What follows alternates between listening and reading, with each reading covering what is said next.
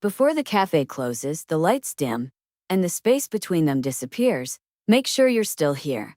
Subscribe to Emo Saga for grounded, sensual romances where every moment builds naturally, and every ending makes sense. The cafe doesn't empty all at once. It thins.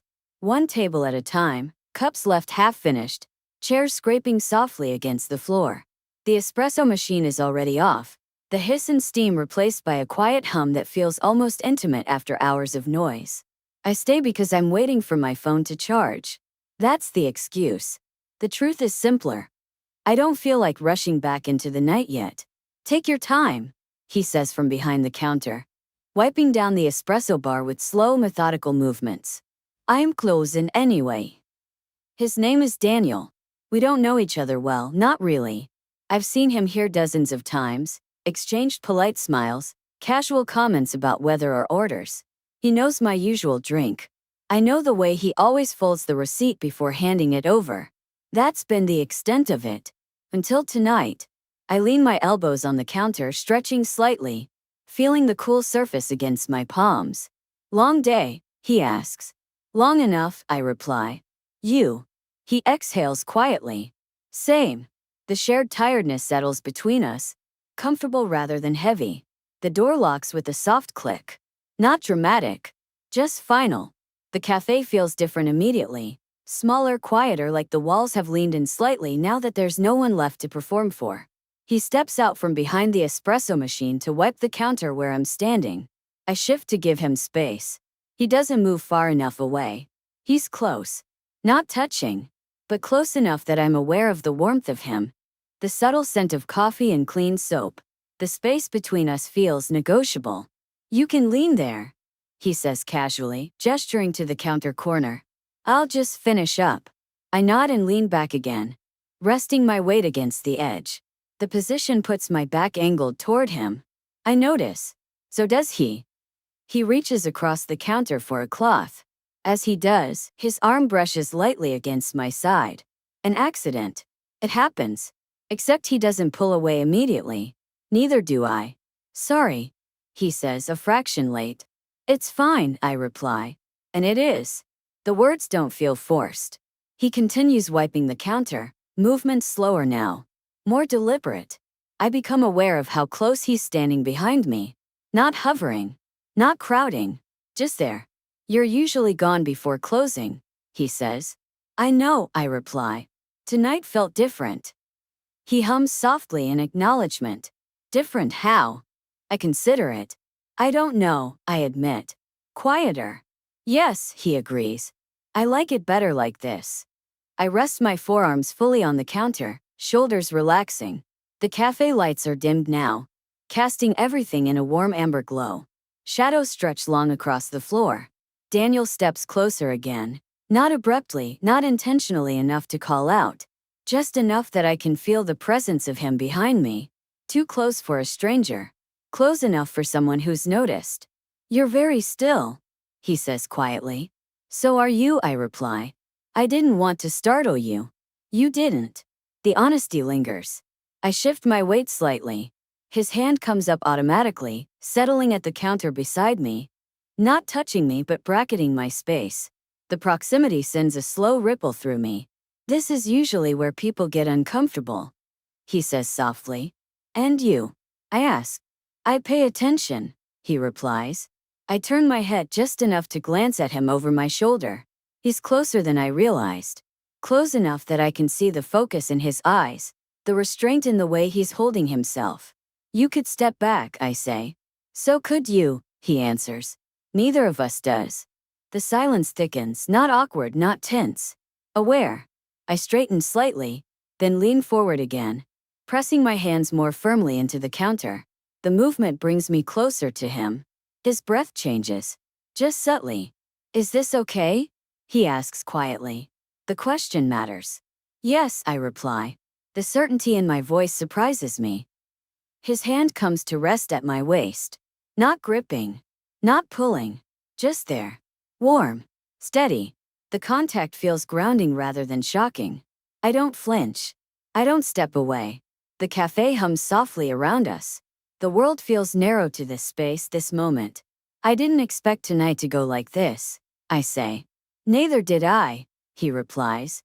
But it doesn't feel sudden. No, I agree. It feels noticed. His thumb presses lightly, just once, against my side, a subtle question. I lean back into him slightly, answering without words. His hand stays.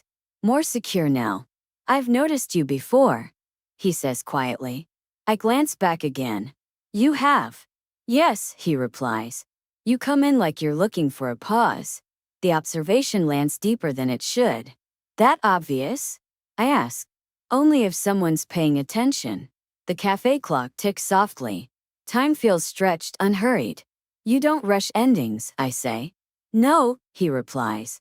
I prefer knowing when something's actually finished. I smile faintly. So do I. His other hand comes up to the counter beside mine, effectively caging me in. Not trapping, just framing the moment. The closeness is undeniable now. You're very calm, he says. So are you, I reply. Because this doesn't feel like a mistake, he adds. No, I agree. It doesn't. I turn more fully this time, shifting so I'm facing him. His hand stays at my waist, now clearly intentional. Our faces are close enough that I can feel the warmth of his breath. This started with coffee, I say softly. And quiet, he replies. And staying, I add. Yes. He doesn't kiss me. Not yet. Instead, he rests his forehead briefly against mine, a gesture so intimate it stills my breath. You don't have to stay longer, he says quietly. I know. But you are. Yes. The choice feels settled, deliberate. I don't know where this goes yet, but I know it makes sense. And as we stand there in the empty cafe, lights low, bodies close, I realize something with absolute clarity. This didn't come out of nowhere. It built in small, reasonable steps. And when his hand stays at my waist and I let it, I know this is only the beginning. The quiet doesn't feel empty anymore. Feels intentional. The cafe hums softly around us. The low buzz of refrigeration, the faint tick of the wall clock, the muted glow of lights reflected in the glass. Daniel's hand remains at my waist, not shifting, not tightening. Just present. Like he's anchoring himself as much as he's anchoring me. I breathe out slowly. This is usually where I leave. I say more to myself than to him. Yes, he agrees. Me too. But neither of us moves. He eases back just enough to give me space to turn fully. Not retreating, inviting choice. I turn. We're facing each other now, close enough that the counter no longer matters, close enough that the room feels smaller because of it. You're very calm, I say. I'm paying attention, he replies. There's a difference. I nod. Feel it too. He drops his hand from my waist. Not abruptly, just long enough to reset the moment. The absence makes my skin tingle, not because I need it back, but because I notice when it's gone. Can I make you something before you go? He asks. On the house. I smile faintly. Coffee this late? Decaf, he says. Or tea. Something that feels like an ending. The phrasing matters. Tea sounds good, I reply. He moves behind the counter again, the space between us widening just enough to breathe. I watch him prepare it. Careful, unhurried, movements practiced but thoughtful. This feels different now. Not fragile. Not rushed. Just clear. When he sets the mug in front of me, our fingers brush again. This time, neither of us apologizes. I wrap my hands around the mug, warmth seeping into my palms. Thank you, I say. You're welcome. He doesn't step away. Instead, he leans against the counter across from me. Close but not encroaching. We talk then, not about work or surface things, but not about forever either. Just enough to understand each other beyond the moment. How long have you worked here? I ask. Long enough to know when someone's staying for the quiet, he replies. That obvious? Only if you notice patterns, he says. You always slow down near the counter. Like you're deciding whether to leave. I laugh softly. I didn't realize I did that. Most people don't realize when they're pausing, he says. They just feel it. I take a sip of tea. It's good. Grounding. This isn't what I expected tonight, I admit. Me neither, he says. But I'm glad it happened this way. Why? Because nothing feels forced, he replies. And I don't feel like we skipped anything. That's exactly it. The clock ticks again, louder now that we're listening for it. I should probably go, I say. Yes, he agrees. Still, neither of us moves. He comes around the counter slowly, stopping a step away from me. This is where I ask something, he says quietly. I meet his gaze. Okay. Would you like to see me again?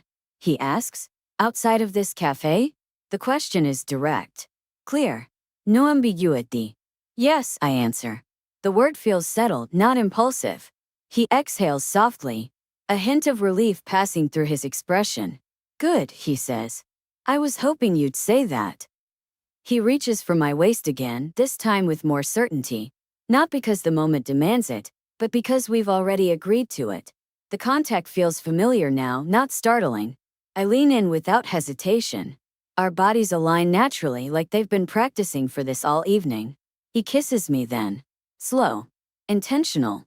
Nothing rushed, nothing taken. Feels like punctuation rather than a turning point. I respond easily, my hand resting against his chest, fingers relaxed. The kiss doesn't overwhelm, it settles. When we part, it's because we choose to. That felt. I search for the word. Right, he offers quietly. Yes, I smile. Exactly. He steps back first, giving me space to gather my coat. I'll walk you out, he says. I'd like that. Outside, the night is cool and quiet, the street nearly empty.